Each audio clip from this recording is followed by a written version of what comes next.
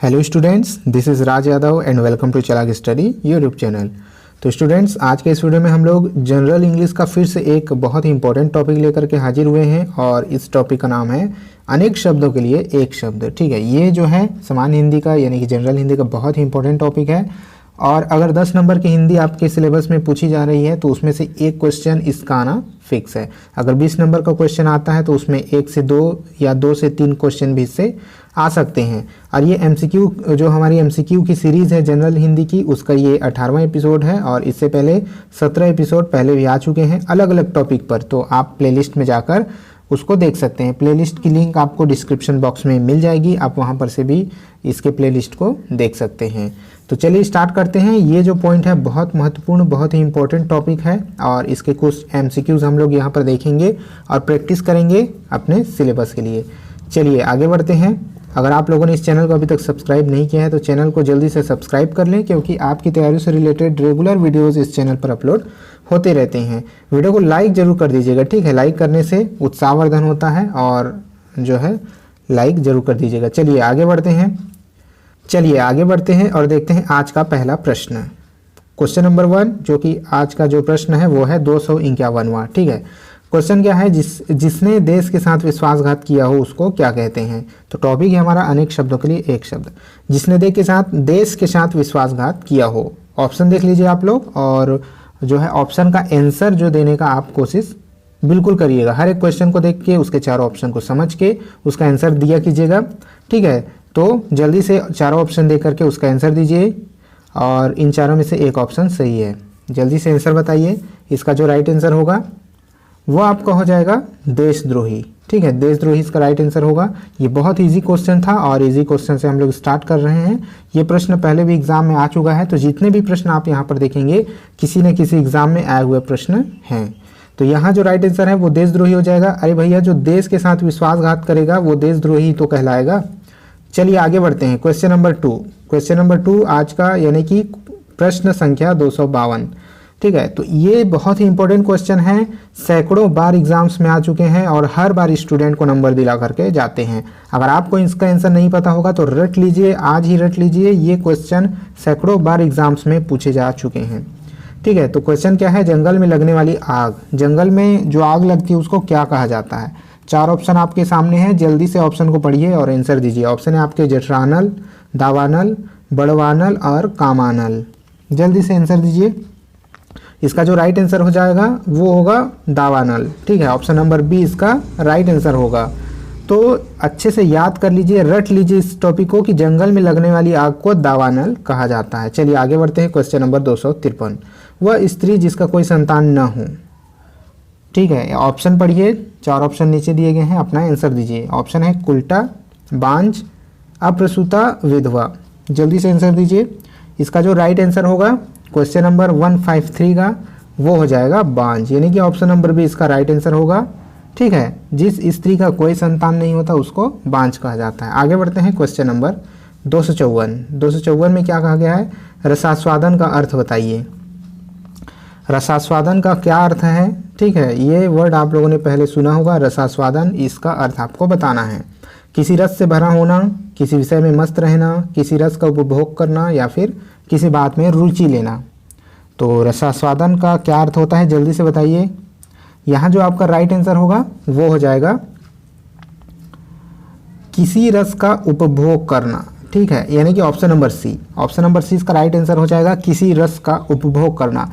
अब दोस्तों कई बार आप लोगों ने सुना होगा, साहित्य की जो स्टूडेंट हैं कई बार वो लोग पढ़े होंगे और सभी स्टूडेंट कभी ना कभी पढ़े होंगे कि जब कोई कविता या फिर कहानी पढ़ी जाती है ना, खासकर रस से भरी हुई जो कविता रहती है जिसमें कोई भी रस होता है, करुण रस, रौद्र रस, जो भी रस लिए हुए कोई कविता होती है, उसमें ये कहा जाता है कि हम इसमें रसास्वादन कर रहे हैं, यानी कि उस रस का अनुभव कर रहे हैं, उस रस का उपभोग कर रहे हैं, यानी कविता सुनने में इतनी अच्छी लग रही है।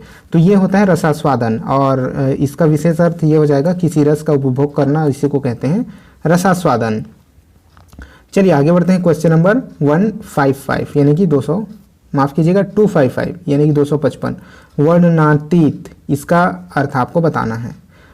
यहाँ पर आपको एक शब्द दिख रहा होगा वर्णनातीत, और इसका अर्थ आपको बताना है। ऑप्शन है आपके अतीत का वर्णन, छिपा वर्णन, अच्छा वर्णन, वर्णन से परे। ठीक है, 4 ऑप्शन आपके सामने हैं, अच्छे से ऑप्शन देखिए, आंसर बताइए। तो यहाँ पर जो राइट आंसर होगा वो हो जाएगा वर्णन से परे, यानी कि ऑप्शन नंबर डी इसका राइट आंसर होगा, वर्णन से परे। तो वर्णनातीत का क्या अर्थ होता है? वर्णन से परे, जिसका वर्णन नहीं किया जा सकता।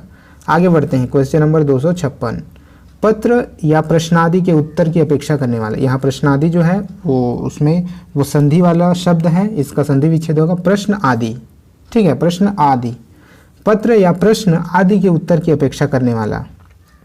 ऑप्शन देख लीजिए, उत्तरीय, उत्तरायणी, उत्तराधिकारी, उत्तराक्षेपी, उत्तरापेक्षी। ठीक है, तो चारों ऑप्शन जल्दी से देख लीजिए, अपना आंसर दीजिए।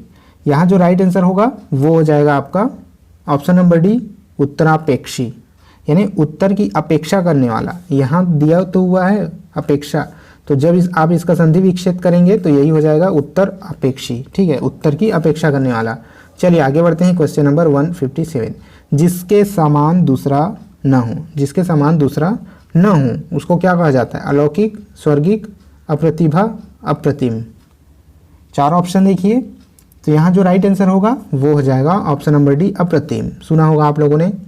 ठीक है, अप्रतिम का अर्थ होता है जिसके समान दूसरा न हो, जिसके समान दूसरा कोई नहीं होता। क्वेश्चन नंबर 258, 258, जहाँ पहुँचा ना जा सके। दुर्गम, अधिगम, अगम, सुगम। ये भी एक इम्पोर्टेंट क्वेश्चन है, इसको भी नोट डाउन कर लीजिएगा। जहाँ पहुँचा ना जा सके, इसमें स्टूडेंट बहुत ज़्यादा कंफ्यूज होते हैं, क्योंकि एग्ज़ाम में ऑप्शन में ऐसे ऐसे वर्ड दे दिए जाते हैं जो लगभग एक समान होते हैं, और कई लोगों को इसका अर्थ भी नहीं पता होता है। इस वजह से ये इस तरह के क्वेश्चन अक्सर गलत हो जाते हैं। तो यहाँ पर जो राइट आंसर होगा वो हो जाएगा अगम। ठीक है, अगम, ऑप्शन नंबर सी इसका राइट आंसर होगा, अगम। इस अगम को अगम में भी कहा जाता है, अगम में भी आप लिख सकते हैं। अगम्य, अगम का अर्थ एक ही होता है। ठीक है, जिसका अर्थ होता है जहाँ पहुँचा ना जा सके। अगम मतलब जहाँ पहुँचा ना जा सके। दुर्गम मतलब क्या होता है? दुर्गम मतलब होता है जहाँ बड़ी मुश्किल से पहुँचा जा सकता है, लेकिन अगम का मतलब जहाँ पहुँचा ही नहीं जा सकता, उसको अगम कहते हैं। सुगम मतलब जहाँ आसानी से पहुँचा जा सकता है। अधिगम का अर्थ आपको पता ही है, अधिगम मतलब, ठीक है, आप लोग जो सीख रहे हैं वही तो अधिगम है। आगे बढ़ते हैं, क्वेश्चन नंबर 259, यानी कि 259। जो बहुत बातें करता हो उसको क्या कहते हैं? जो बहुत सारी बातें करता है, बहुत बातें करता है, उसको क्या कहा जाता है? उसके लिए एक शब्द दीजिए। ऑप्शन है बधिर, बहुज्ञ, वचनीय, वाचाल। ठीक है, तो इसका जो राइट आंसर होगा वो हो जाएगा वाचाल, यानी कि ऑप्शन नंबर डी। ठीक है, ऑप्शन नंबर डी इसका राइट आंसर होगा, वाचाल। अब वाचाल का विलोम क्या होता है? वाचाल का विलोम होता है, मैं बता देता हूँ आपको, मितभाषी। ठीक है, मितभाषी यानी कि जो कम बोलता है। चलिए क्वेश्चन और तैयार हो गया आपका। मितभाषी यानी जो कम बोलता है, और वाचाल जो बहुत बोलता है। ठीक है, आगे बढ़ते हैं, क्वेश्चन नंबर 260। अतिवृष्टि, अतिवृष्टि का आपको अर्थ बताना है। ठीक है, अतिवृष्टि यानी एक शब्द है, इसके लिए अनेक शब्द क्या होगा ये आपको बताना है। अतिवृष्टि का मतलब क्या होता है? जल्दी से अपने ऑप्शन देख लीजिए। ठीक है, 4 ऑप्शन आपके सामने हैं, और जल्दी से अपना उत्तर देने का प्रयास कीजिए। तो यहाँ पर जो राइट आंसर होगा वो होगा अत्यधिक वर्षा होना, यानी कि ऑप्शन नंबर बी यहाँ पर राइट आंसर हो जाएगा। अतिवृष्टि आप लोगों ने सुना होगा, अतिवृष्टि जो बहुत ज़्यादा वर्षा होती है उसको कहते हैं अतिवृष्टि। इसके अलावा आप लोगों ने ओलावृष्टि सुना होगा। ठीक है, जहाँ ओले गिरते हैं तो उसको कहा जाता है ओलावृष्टि। तो इसका आंसर हो जाएगा ऑप्शन नंबर बी। आगे बढ़ते हैं, क्वेश्चन नंबर 261। अनुमति, अनुमति का अर्थ बताना है। अनुमति का क्या अर्थ होता है? किसी कार्य की आज्ञा देना, किसी कार्य के लिए निर्देश देना, किसी कार्य के लिए आदेश देना, या फिर किसी कार्य के लिए सहमति देना। चलिए बताइए इसका राइट आंसर क्या होगा? इसका जो राइट आंसर होगा वो हो जाएगा यहाँ पर किसी कार्य के लिए सहमति देना। ठीक है, अनुमति का क्या अर्थ होता है? किसी भी कार्य के लिए सहमति देना। अब दोस्तों इस तरह के जब ऑप्शन दे दिए जाते हैं ना, तो क्या लगता है कि चारों एक जैसे प्रतीत होने लगते हैं। आज्ञा देना, निर्देश देना, आदेश देना, सहमति देना। तो आपको थोड़ा सा अपने बुद्धि, अपने विवेक से कार्य करना पड़ेगा। तो यहाँ जो राइट आंसर होगा सहमति देना, ऑप्शन नंबर डी इसका राइट आंसर हो जाएगा। आगे बढ़ते हैं, क्वेश्चन नंबर 262। अन्योन्याश्रित, इस शब्द को भी आप लोगों ने सुना होगा, बहुत इंपॉर्टेंट शब्द है। नहीं सुना होगा तो नोट डाउन करके रख लीजिए। अन्योन्याश्रित शब्द का क्या अर्थ होता है? आप लोगों ने कई बार पेडागोजी में भी इस तरह के वर्ड सुने होंगे। पेडागोजी में, सीडीपी में, चाइल्ड डेवलपमेंट में आप लोगों ने सुना होगा। तो अन्योन्याश्रित क्या अर्थ होता है इसका? किसी पर आश्रित होना, किसी पर आश्रित ना होना, एक दूसरे पर आश्रित होना, या फिर किसी को आश्रित बना देना। चलिए इसका भी आंसर देने की कोशिश कीजिए। तो यहाँ जो राइट आंसर होगा वो हो जाएगा ऑप्शन नंबर सी, एक दूसरे पर आश्रित होना। ठीक है, एक दूसरे पर आश्रित होना, ये उसका राइट आंसर हो जाएगा। तो अन्योन्याश्रित का यही अर्थ होता है, एक दूसरे पर आश्रित होना। आगे बढ़ते हैं, क्वेश्चन नंबर 263। वह सायंकालीन बेला जब पशु वन से चरकर लौटते हैं, उसको एक वर्ड में क्या कहेंगे आप? वह सायंकालीन बेला, यानी कि बेला का मतलब होता है वह समय जो होता है, शाम का वह समय जब पशु वन से चरकर लौटते हैं, उसको क्या कहा जाता है? उसको क्या कहा जाता है? 4 ऑप्शन है, गोधूली, सूर्यास्त, सायं बेला, अपराह्न। तो यहाँ जो आपका राइट आंसर होगा वो क्या हो जाएगा? राइट आंसर आपका हो जाएगा गोधूली। ठीक है, गोधूली। अब उसको गोधूली क्यों कहा जाता है, इसके पीछे भी एक वजह है, एक कारण है। यानी कि जब पशुओं का झुंड, कहने का मतलब गोधूली अर्थ निकला है गो यानी कि गाय से। ठीक है, जब गायों का झुंड घर की ओर वापस आता है तो धूल धक्कड़ उड़ने लगते हैं। जब झुंड एक साथ चलेगा तो धूल उड़ेंगे ही रास्ते से, इस वजह से उससे ये शब्द निकला हुआ है गोधूली। ठीक है, तो इसका अर्थ हो जाता है गोधूली। चलिए आगे बढ़ते हैं, क्वेश्चन नंबर 264, 264।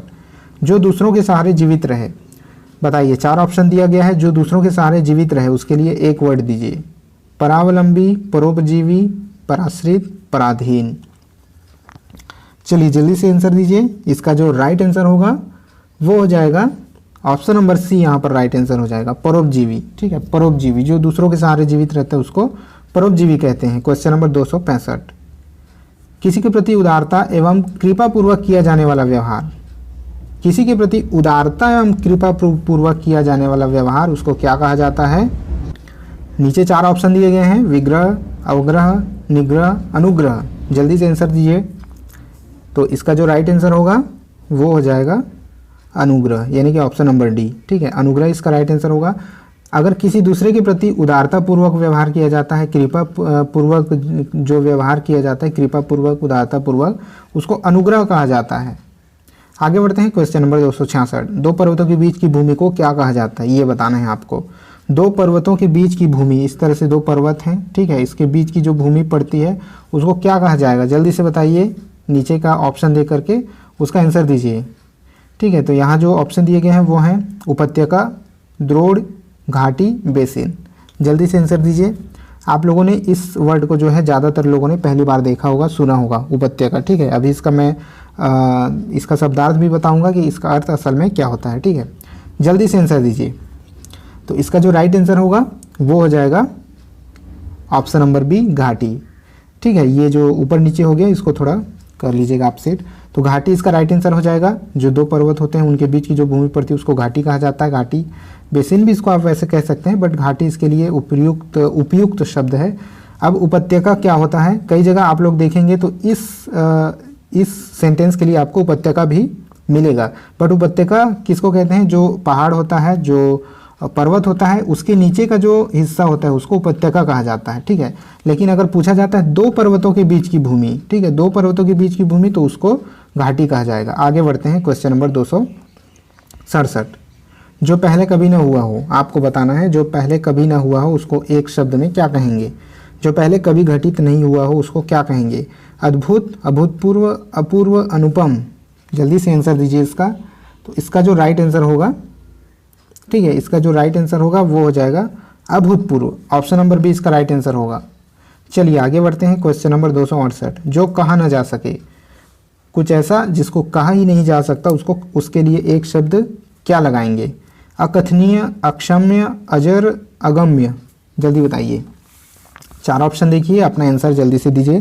तो यहाँ जो राइट आंसर होगा क्वेश्चन नंबर 268, यहाँ जो राइट आंसर होगा वो हो जाएगा अकथनीय, यानी कि ऑप्शन नंबर ए यहाँ पर राइट आंसर होगा। अकथनीय, जिसको कहा नहीं जा सकता, इसी में इसका अर्थ छुपा हुआ है, अकथनीय। ठीक है, अकथनीय, जिसको कहा नहीं जा सकता। ठीक है, अब यहाँ जो एक वर्ड है अजर, अजर का क्या अर्थ होता है? अजर का अर्थ होता है क्षय रहित, या फिर जिसको कहा जाता है जो बूढ़ा नहीं होता, जो कभी बूढ़ा ना हो उसको कहते हैं अजर। आप लोगों ने सुना होगा अजर अमर, तो जो कभी नहीं मरता उसको अमर कहते हैं, जो कभी बूढ़ा नहीं होता उसको अजर कहते हैं। ठीक है, चलिए आगे बढ़ते हैं। अगम्य, जैसे अभी मैंने पहले बताया, अगम और अगम में एक ही वर्ड होता है जिसका मतलब होता है जहाँ जाया ही नहीं जा सकता।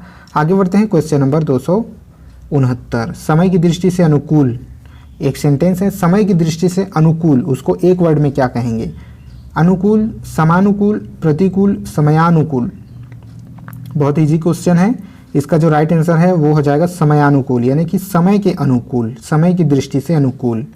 ठीक है, इसका संधि विच्छेद करेंगे तो समय धन अनुकूल हो जाएगा, समय की दृष्टि से अनुकूल। आगे बढ़ते हैं क्वेश्चन नंबर 270। जो सब कुछ जानता है, ठीक है, जो सब कुछ जानता है उसके लिए एक वर्ड दीजिए। अज्ञ, विशेषज्ञ, सर्वज्ञ, कृतज्ञ। जल्दी से आंसर दीजिए। इसका जो राइट आंसर होगा वो हो जाएगा सर्वज्ञ, यानी कि ऑप्शन नंबर बी। ठीक है, ऑप्शन नंबर बी इसका राइट आंसर होगा सर्वज्ञ। सर्वज्ञ जो सब कुछ जानता है उसको कहते हैं सर्वज्ञ। आगे बढ़ते हैं क्वेश्चन नंबर 271। जिसकी गर्दन सुंदर है, जिसकी गर्दन सुंदर है, इसके लिए एक शब्द दीजिए। ऑप्शन है सुदर्शन, सुगर्दन, सुगत, सुग्रीव। ठीक है, तो ये भी इंपॉर्टेंट क्वेश्चन है हिंदी की दृष्टि से, सामान्य हिंदी की दृष्टि से इंपॉर्टेंट क्वेश्चन, इसको भी नोट डाउन कर लीजिएगा। जिसकी गर्दन सुंदर है उसको क्या कहेंगे? तो इसका जो राइट आंसर होगा वो हो जाएगा आपका, जल्दी से आंसर देने की कोशिश किया करिए आप लोग। इसका जो आंसर होगा वो होगा सुग्रीव। सुग्रीव, ठीक है, जिसकी गर्दन सुंदर है उसके लिए एक शब्द होता है सुग्रीव। इसको अच्छे से याद कर लीजिएगा, रट लीजिएगा, नोट डाउन कर लीजिएगा। आगे बढ़ते हैं क्वेश्चन नंबर 272। लौकिक, लौकिक एक शब्द है, ठीक है, तो उसका अर्थ क्या होता है ये आपको बताना है।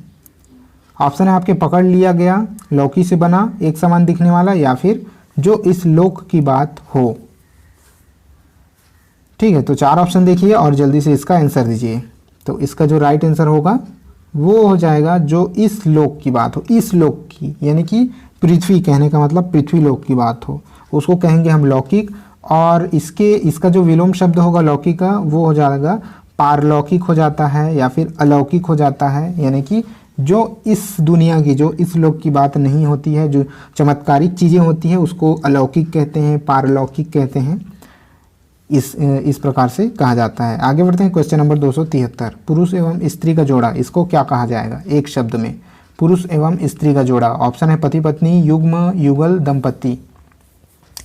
जल्दी से चारों ऑप्शन देख लीजिए और अपना आंसर दीजिए। पुरुष एवं स्त्री का जोड़ा, इसका जो राइट आंसर होगा वो हो जाएगा दंपति।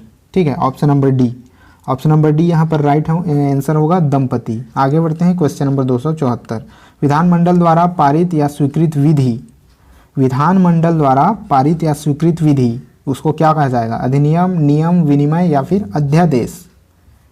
ठीक है, तो यहाँ पर जो पारित या स्वीकृत विधि जो है, जो पारित किया जाता है या स्वीकृत किया जाता है उसको कहते हैं, क्या कहेंगे उसको? अधिनियम, यानी कि ऑप्शन नंबर ए अधिनियम कहेंगे। और विधानमंडल द्वारा जो पारित होता है, जो स्वीकृत होता है उसको अधिनियम कहा जाता है। आगे बढ़ते हैं क्वेश्चन नंबर 275 जो कि आज का लास्ट क्वेश्चन है। ठीक है, कार्य को नए ढंग से करने की पद्धति बताइए। कार्य को नए ढंग से करने की पद्धति, उसको एक वर्ड में आप क्या कहेंगे? कार्य को नए ढंग से करने की पद्धति या तरीका। ऑप्शन है पारस्परिक, नवागत रूप, नवीनीकरण या फिर आधुनिकीकरण। चार ऑप्शन आपके सामने हैं, जल्दी से आंसर दीजिए अपना। यहाँ जो राइट आंसर होगा वो हो जाएगा आपका नवीनीकरण, यानी कि ऑप्शन नंबर सी यहाँ पर आपका राइट आंसर हो जाएगा। कार्य करने की जो नवीन ढंग होता है, जो नई पद्धति होती है उसको नवीनीकरण कहा जाता है। ठीक है, क्या कहा जाएगा? नवीनीकरण। चलिए आज के लिए कुछ इतने ही क्वेश्चन थे। आज लगभग हम लोगों ने 25 क्वेश्चन प्रैक्टिस किए, और अगर इसमें से जो भी क्वेश्चन आपको नहीं बना होगा वो एक अपने नोटबुक में नोट कर लीजिएगा, उसको अच्छे से प्रैक्टिस कर लीजिएगा। आज का टॉपिक था अनेक शब्दों के लिए एक शब्द, जो कि आपके लिए बहुत ही इंपॉर्टेंट वीडियो साबित हो सकता है। ठीक है, तो इसी तरह से आगे और भी सीरीज़ आती रहेगी इसकी, अलग अलग टॉपिक से रिलेटेड MCQs। तो वीडियो को सब्सक्राइब जरूर कर दीजिएगा और वीडियो को लाइक भी आप लोग जरूर कर दीजिएगा। ठीक है, चलिए इस वीडियो को यहीं रोकते हैं, अब मिलते हैं फिर से नए वीडियो में। तब तक के लिए जय हिंद।